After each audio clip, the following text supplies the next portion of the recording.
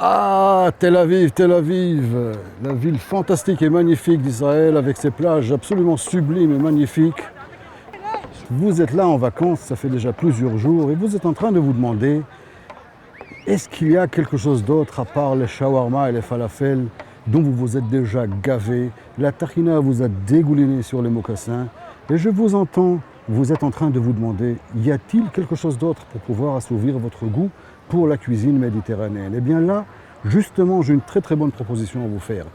Suivez-moi, nous allons visiter un endroit très particulier, c'est la crèmerie du rabbin laitier. Suivez-moi.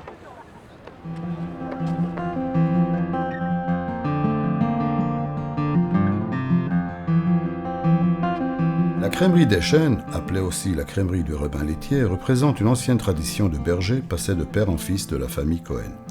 Leur descendance remonte au temps de la sortie d'Égypte à Pinchas Cohen, Phinéas, qui réapparaît plus tard dans la Bible comme le prophète Élie. Donc on est bien parti. En 1904, les Cohen débarquent à Jaffa de la Turquie où ils étaient maîtres fromagers. Après avoir vécu au cœur du quartier juif de Gaza, la famille s'installe à Tel Aviv où naquit Chaim Cohen, le cadet de la famille, qui deviendra plus tard le grand rabbin Mekoubal, surnommé Harav Achalban, le rabbin laitier, dû à sa profession. C'est de la Bible notamment que provient le nom de la crèmerie, Dechen, qui veut dire des mets succulents. Bon, trêve d'histoire, on va aller visiter les lieux.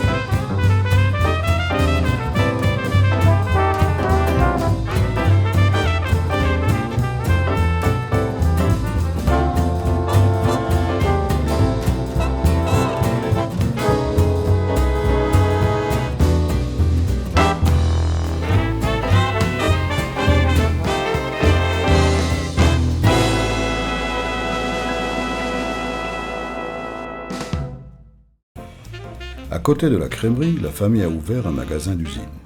Il y a là toute la gamme des fromages fabriqués par la famille. Les fromages typiquement méditerranéens ont un goût affiné et léger, de très haute qualité.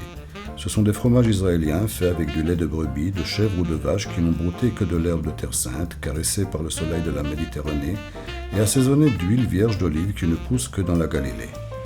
Bon, je m'arrête, vous avez compris le truc, il est temps d'aller déguster. Merci beaucoup. Ah oui. Il y a du fromage bulgare, de la feta, du yaourt au lait de chèvre, des fromages de crème à plusieurs goûts, du labanais, un fromage frais légèrement acidulé, mais aussi des délicatesses exotiques à base de ces fromages, comme des cubes de feta au curry, aux fines herbes, à la paprika, au pistou ou à l'oignon. Vous pouvez arroser tout ça avec un bon rouge israélien ou l'accompagner avec de succulentes olives, des sauces excellentes fabriquées par la famille ou d'huile d'olive extra vierge de Galilée que vous pourrez déguster sur place. Le tout, bien entendu, strictement cachère. Après tout, c'est quand même le rabbin laitier. La grande surprise, pendant cet été-là, nous avons une promotion. On achète 2 cubes de fromage et on reçoit gratis une demi-pastèque. Fantastique.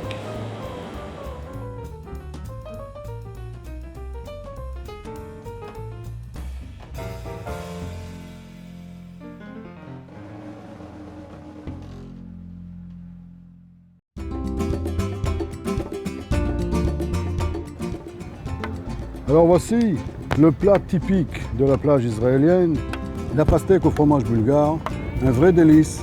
Et si la combinaison vous semble un tout petit peu bizarre, n'hésitez pas, vous prenez un morceau de fromage, vous prenez un morceau de pastèque, en même temps, les goûts se mélangent, c'est fantastique et c'est sublime.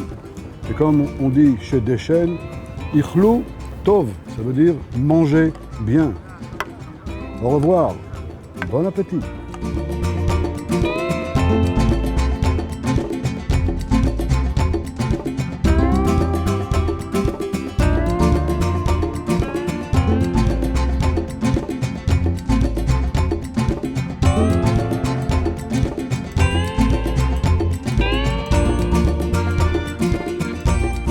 Et puis encore un petit conseil tant qu'on y est.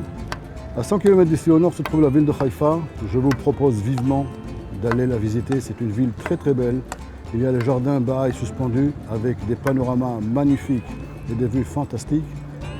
La ville est très très belle, vous allez beaucoup l'aimer. Au revoir à Haïfa.